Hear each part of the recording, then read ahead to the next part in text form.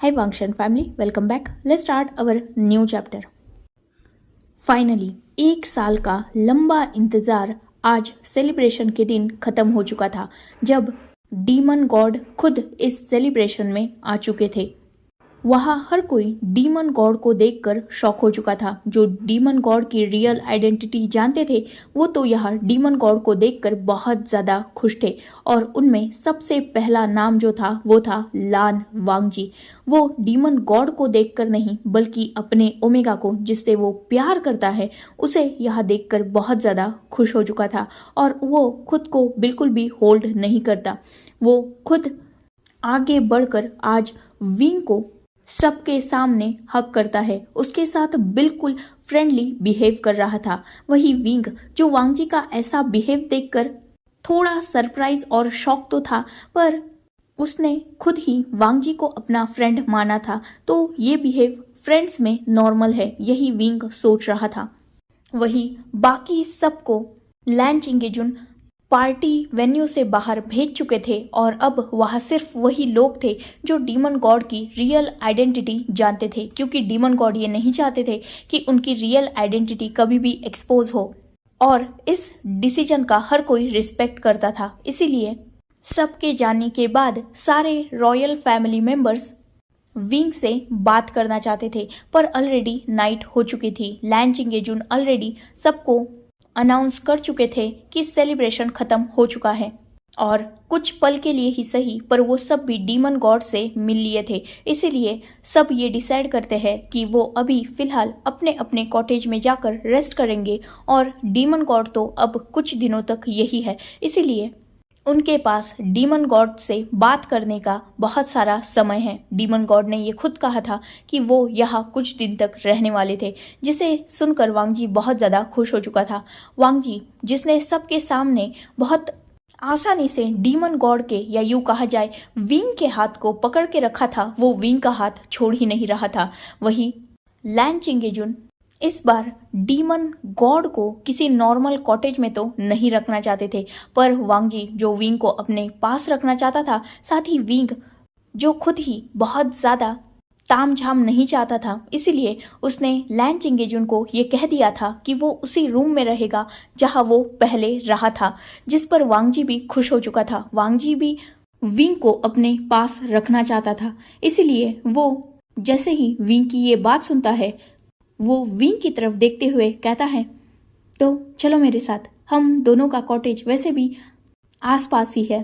Wing note करता है लैन चिंगेजुन जो ऑब्वियसली डीमन गॉड के बारे में जानते थे, तो वो थोड़ा हेजिटेट कर रहे थे, इसीलिए वो वांगजी और विंग जो वहाँ से जाने के लिए मुड़ ही चुके थे उन्हें रोक देते हैं।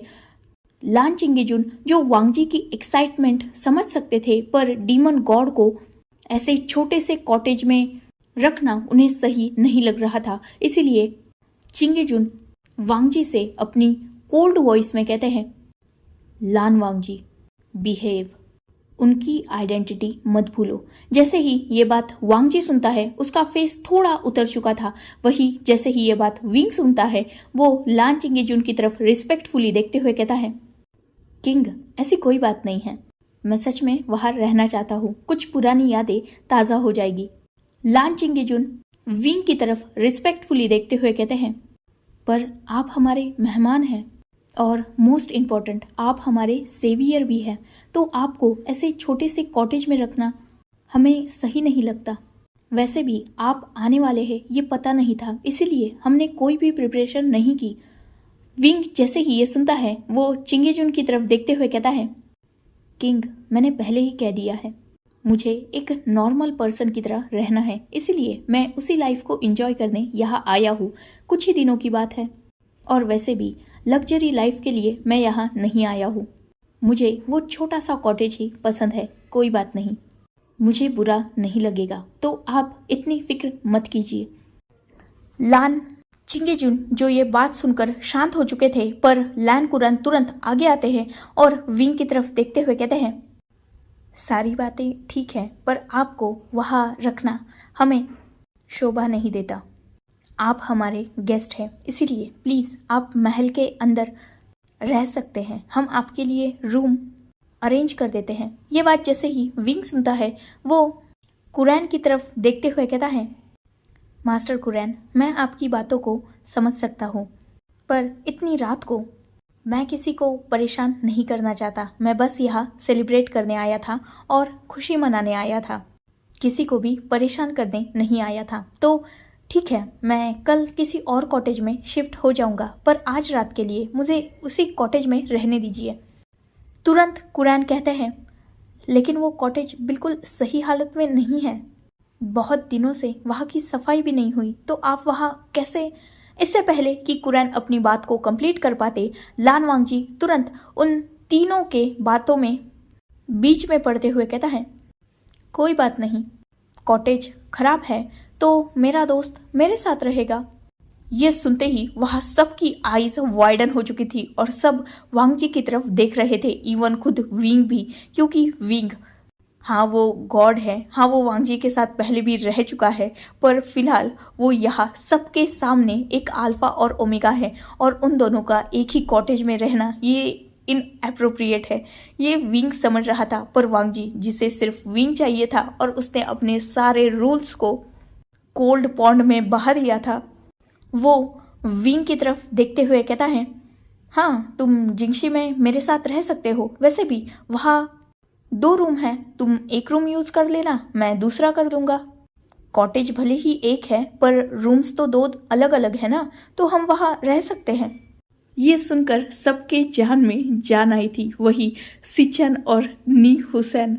उन्हें सच में वांगजी की हालत देखकर हंसी आ रही थी, क्योंकि सब देख सकते थे कि वांगजी कितना ज़्यादा डेस्परेट है डीमन किंग के साथ नहीं, विंग के साथ वक्त गुजारने के लिए। पर ये दोनों ओल्ड मैन बेचारे वांगजी के थोड़े ज़्यादा ही बीच में आ रहे हैं, इसीलिए सिचन अब बीच में पड़ते हैं और विंग की तरफ देखते हुए कहते हैं, वैसे ये आइडिया सही रहेगा। ये सुनते ही अब सब सिचैन की तरफ देख रहे थे। सिचैन डीमन गॉड की तरफ देखते हुए कहते हैं, देखिए आपकी हम सब रिस्पेक्ट करते हैं और आप सबसे ज़्यादा हम में से बस वांगजी के साथ ही कंफर्टेबल है, तो क्यों ना आप उसी के साथ उसी के कॉटेज में रहे। वैसे भी आप और वांगजी एक दूसरे को अच्छी तरीके से जानते हैं, एक दूसरे से अच्छी तरीके से घुल मिल चुके हैं, तो मुझे नहीं लगता इसमें कोई प्रॉब्लम होगी। और वैसे भी 2 रूम है जिंगशी में और जिंगशी अच्छा खासा बड़ा भी है, तो आपको वहाँ कोई भी प्रॉब्लम नहीं होगी। अगर आपको आज रात कोई वहाँ प्रॉब्लम होती है तो कल तो वैसे भी रूम अरेंज हो ही जाएगा। ये बात जैसे ही वांगजी सुनता है, उसे सच में अपने भाई पर प्राउड हो रहा था। वही विंग सोचता है कि हाँ वो वैसे भी वांगजी के साथ कंफर्टेबल फील करता है और वो यहाँ वांगजी के लिए ही तो आया है, तो प्रॉब्लम क्या है, वो रह सकते हैं। इसीलिए विंग कुछ पल की शांति के बाद सबकी तरफ देखते हुए कहता है, ठीक है मैं वांगजी के साथ रह सकता हूँ, वैसे भी ये मेरा दोस्त है और हम पहले भी साथ में रह चुके हैं, तो मुझे कोई प्रॉब्लम नहीं है। वैसे भी मुझे इस पर पूरा यकीन है। जैसे ही ये बात वांगजी सुनता है, उसकी फेस की स्माइल और भी ज़्यादा बड़ी हो चुकी थी। विंग को उस पर यकीन है, ऑब्वियसली है, इसीलिए तो विंग ने इतना सब कुछ किया है वांगजी के लिए। पर आज वांगजी ने फिर से जब विंग के मुंह से ये सुना कि उसे उस पर यकीन है, वो और भी ज़्यादा खुश हो चुका था। वो तुरंत विंग की तरफ देखता है, जिसका अभी भी उसने हाथ तो पकड़ के रखा ही था, तो वो विंग से हैप्पीली कहता है, तो चलो मेरे साथ। इतना बोलकर वो डीमन गॉड को लेकर, या यूँ कहा जाए विंग को लेकर मुड़ जाता है और जाने के लिए आगे बढ़ने ही वाला था।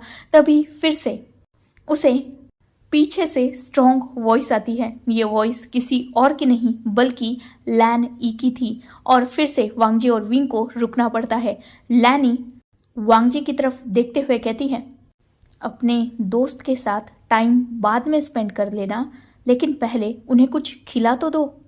हम सब का डिनर हो चुका है पर उन्होंने कुछ भी खाया नहीं होगा, तो उन्हें कुछ खिलाना नहीं चाहोगे तुम। जैसे ही ये बात वांगजी सुनता है, वो सोचता है, अरे हाँ विंग तो डिनर के बाद आया है, तो विंग को कुछ खिलाना तो होगा।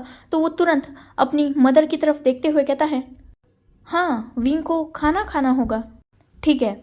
वो तुरंत नी हुसैन की तरफ देखता है और कहता है, वाइसैंगर एम्परर स्माइल की 4 bottles. Lotus soup, chicken soup, plain rice और जितना भी स्पाइसी फूड होगा वो सब जिंगशी में भिजवा देना। और हाँ, साथ में चिली सॉस भी। वांग जी ये बहुत हैप्पीली बता रहा था, वही बाकी सब सच में शॉक थे। सब कंफर्म हो चुके थे, पहले तो वो कंफर्म थे ही, पर आज सच में उन सबको अच्छी तरीके से ये पता चल चुका था कि वांग जी पूरा प्यार में पागल हो चुका है। वही ये सब तो जानते थे कि ये प्यार है, पर विंग वो खुद भी शॉक था और वो वांग जी की तरफ देख रहा था। ये बातें तो विंग ने वांग जी को तब बताई थी जब वो डीमन गॉड के टेम्पल में, मतलब विंग के लिए तो वो खुद का ही टेम्पल था, तो वो जब वहाँ रहते थे तब विंग ने वांग जी को बताया था कि उसे गूसू की शराब पसंद है, साथ ही वो घास फूस नहीं खाता, उसे स्पाइसी और सॉल्टी फूड पसंद है। और ये बात वांग जी को आज भी याद है। ये जानकर विंग कुछ अलग ही फील कर रहा था। वो खुश था, पर ये खुशी से बढ़कर भी कुछ और था जो विंग फिलहाल समझ नहीं पा रहा था। वही हुसैन जो नोट करता है और उसके भी फेस पर एक ब्यूटीफुल ब्राइड स्माइल थी, क्योंकि वांग जी सच में एक ऐसा पर्सन है जो अगर किसी से एक बार अटैच हो जाए तो उसके लिए कुछ भी कर सकता है। वो जल्दी से किसी से अटैच तो नहीं होता, पर जब होता है तो वो उस इंसान के लिए कुछ भी कर सकता है। और ये बात आज वांग जी ने साबित भी कर दी थी। उसे डीमन गॉड की हर एक छोटी से छोटी बात अच्छी तरीके से याद थी। वांग जी अपनी लिस्ट गिनवा कर विंग की तरफ देखता है और कहता है, क्या तुम्हें और कुछ चाहिए? विंग जो खुद थोड़ा शॉक था, वो बस ना में अपना हेड शेक कर देता है। वांग जी हुसैन की तरफ देखता है और फिर से कहता है, जल्दी भिजवाना, तब तक मैं विंग को लेके जाता हूँ, इसका रूम भी तो मुझे प्रिपेयर करना होगा। इतना बोलकर वो विंग का फिर से, मतलब उसने हाथ तो पकड़ के ही रखा था, तो उसे फिर से अपने साथ बाहर ले जाने लगता है। और इस बार विंग को और वांग जी को कोई भी नहीं रोकता। वही वांग जी विंग के हाथ को पकड़ के बहुत हैप्पीली बाहर की तरफ जा रहा था। वो थोड़ा जल्दबाजी में था, या यूँ कहा जाए वो बहुत डेस्परेट था। वो अभी उस हॉल से बाहर की तरफ कदम रख ही रहा था, पर अचानक उसे कुछ क्लिक होता है और जैसे ही वो बात वांग जी को याद आती है, वो तुरंत अपनी ही जगह रुक चुका था। वही विंग जिसका हाथ वांग जी ने ही पकड़ के रखा था और वांग जी विंग को अपने पीछे पीछे खींच रहा था, अचानक वांग जी के रुक जाने पर भी विंग भी रुक चुका था और वो वांग जी की तरफ देख रहा था। वांग जी अचानक विंग की तरफ मुड़ता है और विंग से कहता है, नहीं, तुम मेरे साथ नहीं आ सकते। ये सुनना था कि अब विंग और बाकी सब भी शॉक हो चुके थे, क्योंकि अब तो वांग जी बहुत उड़ रहा था कि विंग उसके साथ जाएगा, उसके साथ रहेगा। पर अचानक वांग जी को हुआ क्या?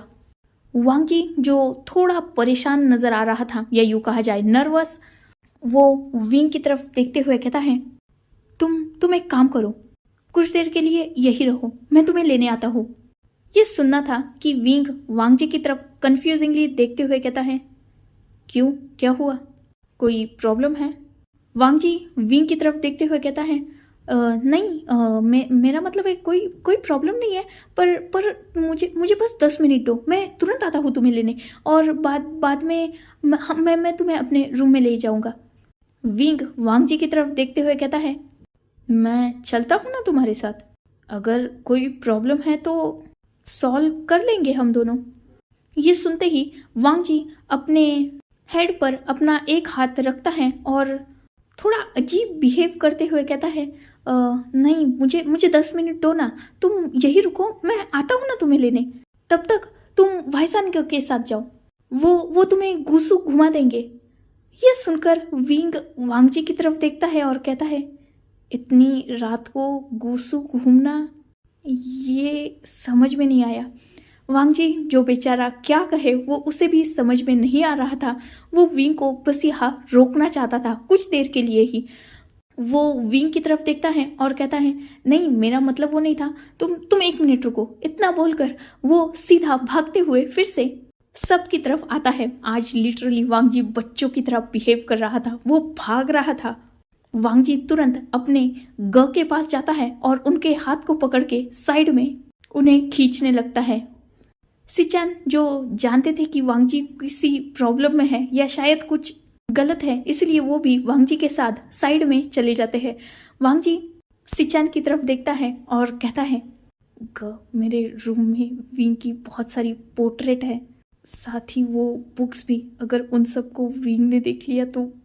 ये सुनते ही सिचान जो अपनी हंसी को जैसे तैसे दबा रहे थे, क्योंकि हाँ वो भी वांग जी के रूम में जा चुके थे और वो जानते थे कि पूरा रूम विंग के पोर्ट्रेट से भरा पड़ा है।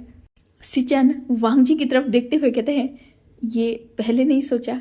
वांग जी छोटे बच्चे की तरह सिचान की तरफ पाउट करते हुए देखते हैं और कहता है, सोचा नहीं, इसीलिए तो।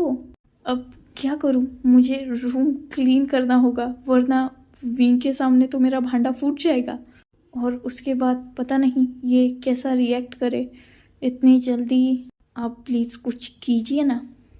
सिचान एक डीप ब्रेथ लेते हैं और वांग जी की तरफ देखते हुए कहते हैं, एक काम करो, तुम विंग को लेकर बाहर रहो, मैं तुम्हारा रूम क्लीन करवा देता हूँ। ये सुनना था कि वांग जी तुरंत बोलता है, नहीं बिल्कुल नहीं, कोई और मेरे रूम में नहीं एंटर करेगा।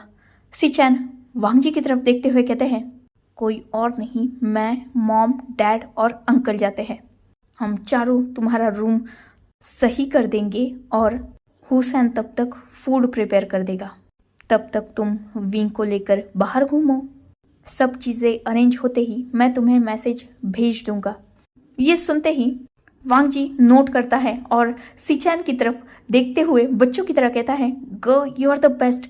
सिचान नोट करते हैं और वांग जी की तरफ देखते हुए कहते हैं, अब जाओ, तुम्हारा ओमेगा कितना सस्पिशियसली हम दोनों को देख रहा है। वांग जी नोट करते हुए कहता है, हाँ बस सारी पोर्ट्रेट ठीक से रखना, हाँ कुछ भी खराब नहीं होना चाहिए।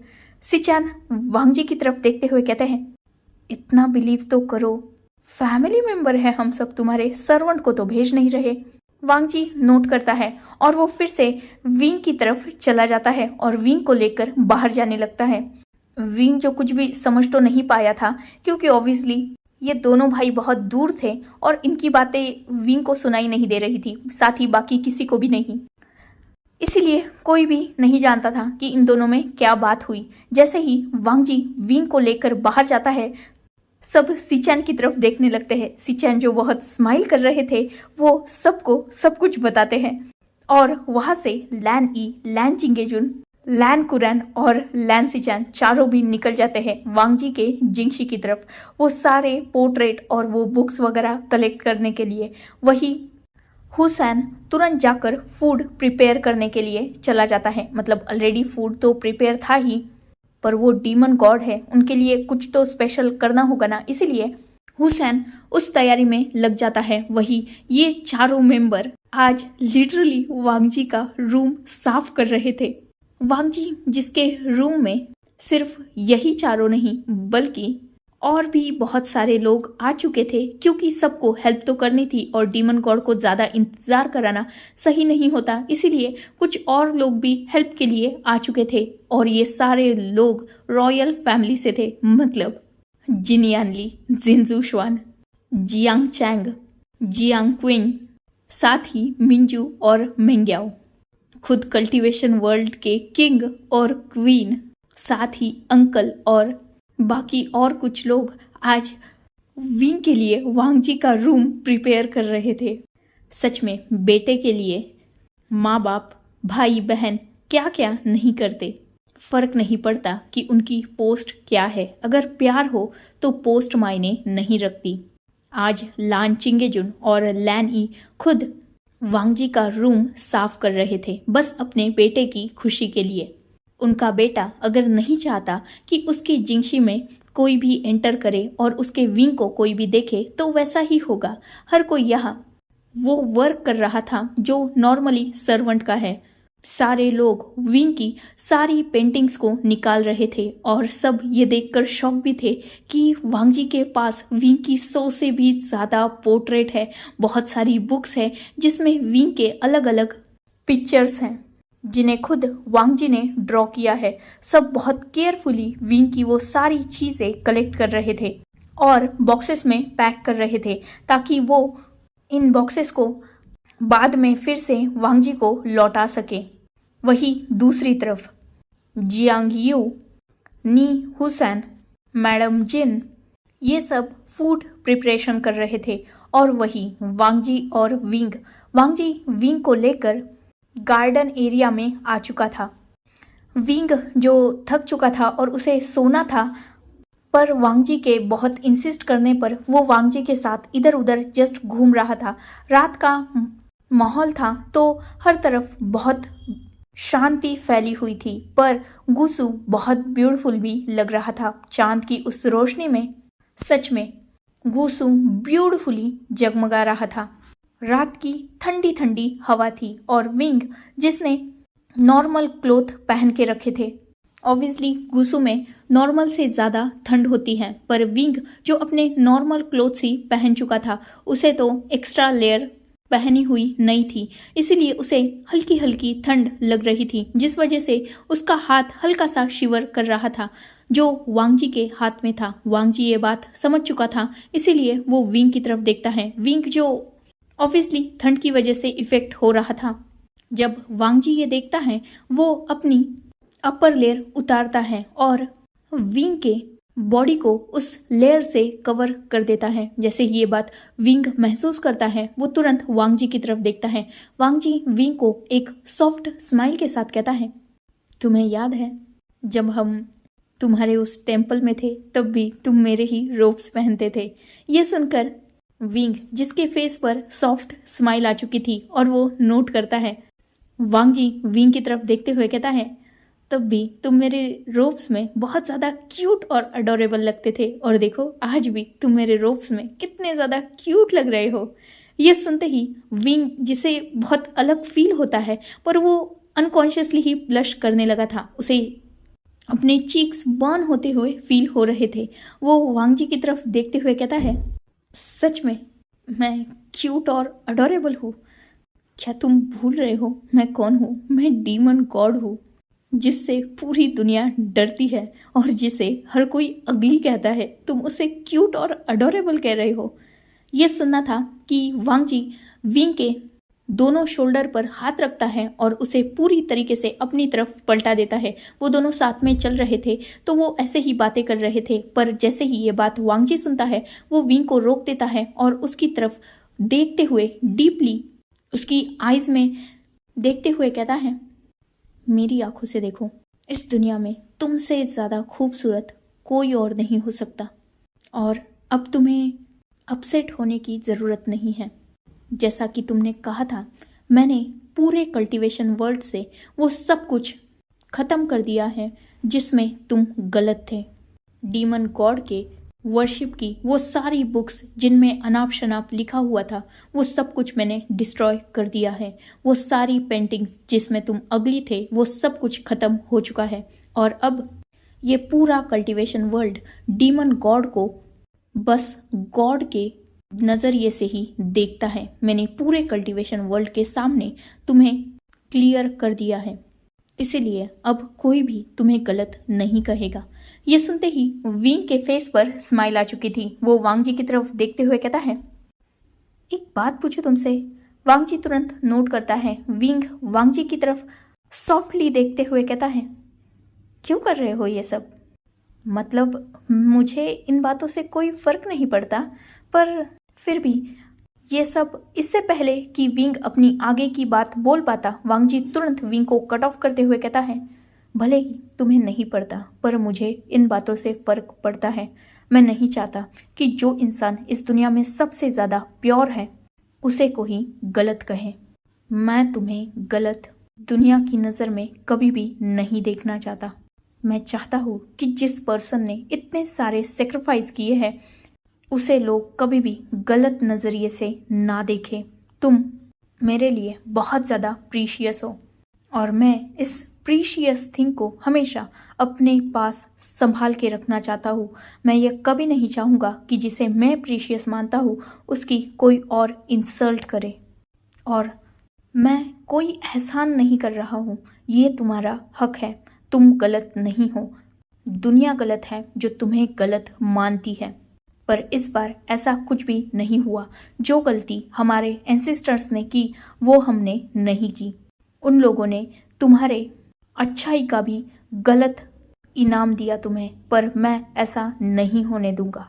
मैं चाहता हूँ कि पूरा कल्टीवेशन वर्ल्ड तुम्हें उतनी ही रिस्पेक्ट दे जो तुम डिजर्व करते हो, और सब तुमसे भी डरे नहीं बल्कि सब तुमसे प्यार करे। ये सुनते ही विंग एक सॉफ्ट स्माइल करता है और वांगजी की तरफ देखते हुए कहता है, थैंक यू वेरी मच। ये सुनते ही वांगजी भी एक सॉफ्ट स्माइल करता है और विंग की तरफ देखते हुए कहता है, एक बात बोलूं तुम्हें? विंग नोट करता है। वांगजी विंग की तरफ देखते हुए कहता है, अगर मैं कहूँ कि ये सब कुछ मैंने बस अपने सेल्फिशनेस के चलते किया है तो क्या तुम मुझसे गुस्सा होगे? ये बात जैसे ही विंग सुनता है वो कंफ्यूज हो जाता है और वांगजी की तरफ देखते हुए कहता है, क्या मतलब? वांगजी तुरंत रिप्लाई करते हुए कहता है, तुम। विंग जो वांगजी की तरफ देखते हुए कहता है कि क्या, साफ साफ बोलो ना। वांगजी विंग से कहता है, तुम्हें याद है पिछली बार तुमने मुझसे कहा था कि तुम कोई भी मेरी एक विश कंप्लीट करोगे और मैंने बदले में यिन आयरन को डिस्ट्रॉय करने के लिए कहा था। विंग तुरंत नोट करता है। वांगजी अपनी बात को कंटिन्यू करते हुए कहता है, क्या वो ऑफर फिर एक बार मिलेगी? विंग कंफ्यूजिंगली वांगजी की तरफ देखते हुए कहता है, क्या मतलब? वांगजी विंग की तरफ देखते हुए कहता है, क्या तुम फ्यूचर में मेरी कोई भी एक और विश कंप्लीट करोगे? विंग वांगजी की तरफ देखता है और कंफ्यूजिंगली कहता है, क्या चाहते हो तुम मुझसे? ऑब्वियसली मैं तुम्हें वो दूंगा।